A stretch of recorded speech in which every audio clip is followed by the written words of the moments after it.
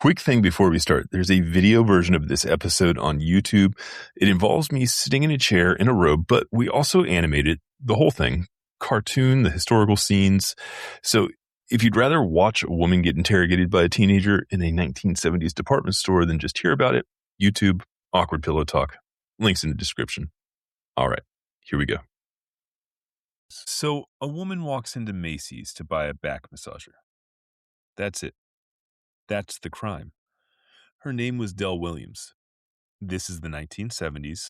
New York. She's in her 50s, former actress, former advertising executive, served in the Women's Army Corps. And she wants a Hitachi magic wand.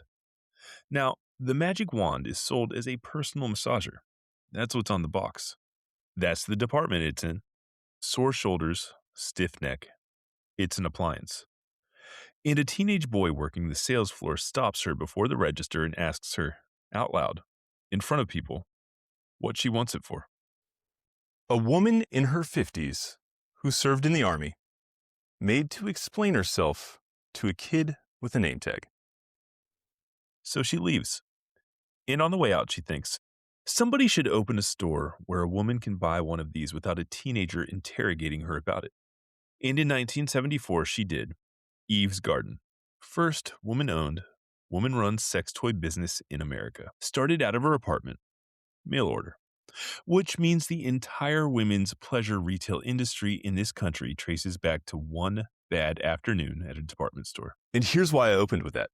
If you've ever felt strange about buying one of these things, that feeling has a paper trail. It isn't yours. You didn't come up with it. Somebody built it on purpose over about 150 years. And today, I'm going to show you exactly who and exactly how. I'm Jason Klass. For the last 6 years, my wife and I have made our living talking about sex, relationships, and creating adult content together. So you'd think we have this whole sex thing figured out. We don't. My wife grew up religious, and even years later, she still carried a lot of anxiety and shame around sex that she couldn't always explain. And that's what sent me down this rabbit hole. Because once we started looking at where those feelings actually came from, we found this bizarre history of religion, medicine, politics, obscenity laws, censorship, and people who decided what the rest of us were allowed to call normal. And something unexpected happened. Understanding where the shame came from helped her let go of a lot of it. So now I'm digging through that history to answer one question. Who the hell decided what normal was? Because maybe understanding where our weirdness came from can help you let go of some of yours too. This is the filthy history of being normal. If you like the show, there's a book. It's called The Awkward Couple's Guide to Getting Weird, and it's this same idea pointed at your actual relationship instead of a history. awkwardpillowtalk.com, that's where everything lives. Let's start with the part that nobody believes. In the early 1900s, vibrators were a mainstream consumer appliance. Not fringe, not backroom, mainstream. Between 1905 and 1920, more than 60 vibrator patents were issued in the United States. An industry directory counted 34 manufacturers in 1909. One company, Star, reportedly sold 800,000 units in 1921. 800,000 in 1 year, 100 years ago. They were in the Sears catalog, they were advertised in Ladies' Home Journal, in Cosmopolitan, in newspapers. Hamilton Beach made them, the same company that makes your blender. So what did the ads actually say? They said, relieves nervousness, headache, and insomnia. They said, an aid every woman appreciates. The pictures showed a woman in an ankle-length dress, in a parlor, using it on her neck and shoulders. They never said sex, not once, not one ad, in 20 years. Now, the fun version of this story is that everybody was oblivious. That Edwardian America genuinely thought these were for shoulder knots and had no clue. The historian Hallie Lieberman went through the actual marketing materials, and the ads were coded. They used words like stimulate, like quiver. They paired that language with suggestive imagery. Some of them promised things that no neck massager has ever delivered. Everybody knew. The manufacturers knew. The customers knew. The magazines running the ads knew. They just couldn't say it because saying it was a federal crime. 1873, the Comstock Act, named after Anthony Comstock, a moral reformer and former dry goods salesman who lobbied for the law and then got himself appointed a special agent of the U.S. Post Office, which gave him the power to open your mail and arrest you. Let that sit. He wrote the law, and then he hired himself to enforce it. The act banned sending obscene material through the mail, and this is the part that matters. It banned any article intended or adapted for indecent or immoral use, plus any advertisement for such items. Comstock was personally preoccupied with what he called rubber articles for masturbation. That's his phrase. So understand what that actually did. It didn't ban the product. It couldn't. They kept selling by the hundreds of thousands. What it banned was describing the product truthfully. And that is the origin of every euphemism you have ever seen on one of these boxes. Personal massager, wellness device, novelty item, adult toy, all of them descended directly from a 19th century postal inspector. And here's the mechanism, because this is the part that explains how you feel in the store. When a product cannot be named, somebody still has to name it. And that somebody is the customer, silently, in her own head, at the register, in front of a teenager. The law didn't put the shame in the product. It put the shame in the transaction. It made the buyer responsible for the part that nobody was legally allowed to say out loud. That's the machine. Everything after this is just the machine running. By mid-century, the mainstream ads were gone, and the category had retreated into a very specific kind of place. The adult store. Blacked out windows, bad lighting, narrow aisles, overwhelmingly male. Designed for a customer who wants to be seen by nobody, which also means designed for a customer who can't ask a single question. That's the world Del Williams was walking away from. Late 60s, early 70s, Betty Dodson is running body workshops and telling women that massagers already on the market worked perfectly well as clitoral vibrators. She publishes Liberating Masturbation in 1972. Del Williams took one of Dodson's workshops. That's what sent her into Macy's in the first place. Eve's Garden opens in 1974. Then San Francisco, Joni Blank. She founded a press in 1975 publishing sex-positive books for women, and women in her consciousness-raising group kept saying the same thing over and over. It is unbearable to walk into an all-male adult shop.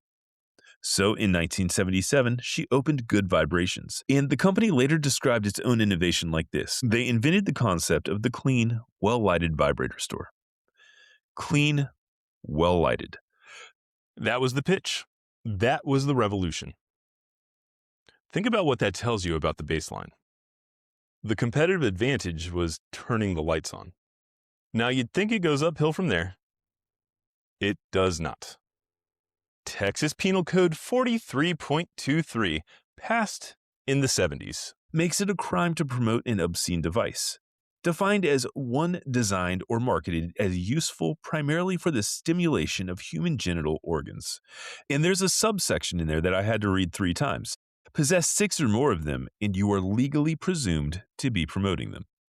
6. Not a warehouse, not a truck. 6.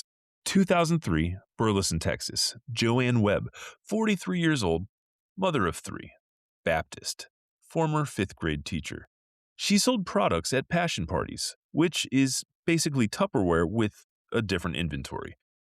2 undercover police officers posed as a married couple looking to improve their marriage. She sold the woman a vibrator and explained how to use it. She was arrested. She faced up to a year in jail. And here's the detail that is this entire episode in one sentence. Under Texas law, she could have sold that exact same object completely legally, no problem whatsoever, if she called it a novelty. The crime was not the object. The crime was accurate description. Her charges were eventually dropped. In 2008, the Fifth Circuit struck the law down on privacy grounds. But the year before that, the 11th Circuit had gone the other direction and upheld Alabama's version on the grounds that public morality was a good enough reason. So for a while there, whether a vibrator was legal to sell depended entirely on which federal circuit you happened to be standing in. In the Texas statute, never repealed, it's still printed in the penal code. Unenforceable, but sitting right there, which is why some Texas retailers to this day still limit how many identical items they keep in stock and still print the word novelty on the box. A dead law is still doing work. 30 years later, it's still deciding what's on the shelf. Okay, but we're enlightened now. It's 2026. 2018. A company called Dame, founded by a woman, they make vibrators that look like abstract jewel-toned objects. Nothing resembling human anatomy at all. They want to run ads in the New York subway. They work with the MTA for months. They spend $150,000 revising the campaign to meet the agency's standards. And then, the MTA rejects them, citing a prohibition on sexually oriented businesses. Meanwhile, running on those exact same subway cars at the exact same time, ads for erectile dysfunction medication, ads for men's sexual health startups, ads for the Museum of Sex, ads for dating apps, ads for breast augmentation. Dame sued in 2019, First Amendment, equal protection. Their CEO, Alexandra Fine, put it plainly. The MTA had made itself a gatekeeper on who's entitled to pleasure. It took nearly 3 years. They settled in 2021, and the ads finally ran. And they weren't alone. Unbound, another women's toy company, rejected. Thinks, which makes period underwear, rejected in 2015 over images of dripping egg yolks in cut fruit. Egg yolks. So here's the ceiling, stated plainly. A product for men's erections gets to be described in public for exactly what it is. A product for women's pleasure has to be abstract, euphemistic, and reclassified as wellness before it's allowed on a wall. Which is precisely the same deal the Star Electric Vibrator Company was offered in 1919. Sell what you want, just don't say what it's for. 107 years. Identical trade. Now here's the answer, and I think it gets a lot of people off the hook they've been hanging on for a long time. If buying one of these makes you feel exposed, that is not a personal defect. It's not prudishness, it's not your upbringing, it's not something wrong with you. You are standing at the downstream end of a 150-year-old policy. Follow the chain. A postal inspector made it illegal to name the product, so the industry learned to talk in code. The unspeakable purpose became the buyer's private burden to carry through the checkout line. And that burden got handed down fully intact through Comstock, through the empty decades, through Texas, through the MTA, to somebody standing in an aisle right now doing a risk calculation about a box in their hand. And nobody ever sat you down and told you to be ashamed of it. That's the elegant part. They didn't have to. They just made it illegal to say the true thing for long enough that not saying it became the culture. And then the law stopped mattering, because by then, the silence was running itself. But I keep coming back to Del Williams at the counter. 50s, Army veteran, advertising executive. And a teenager with a name tag was able to make her feel like a criminal, buying a legal appliance out of a legal display in a legal department store.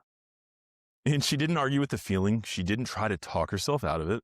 She didn't decide she was being oversensitive. She looked at it and correctly identified it as architecture. Something somebody built. And things somebody built can be built differently. So she went and built a door. If it feels weird, it was supposed to. That was the design. You're allowed to notice the design and buy the thing anyway. If this episode did anything for you, there's a thing we built that follows directly from it. It's called Kinda Into That. It's a quiz. You answer a few hundred questions on your own, privately, and it hands you an anonymous code. Your partner does the same. You compare codes and it only shows you what you both said yes to, which means nobody has to go first. Nobody has to say the sentence. Kindaintothat.com. It's free.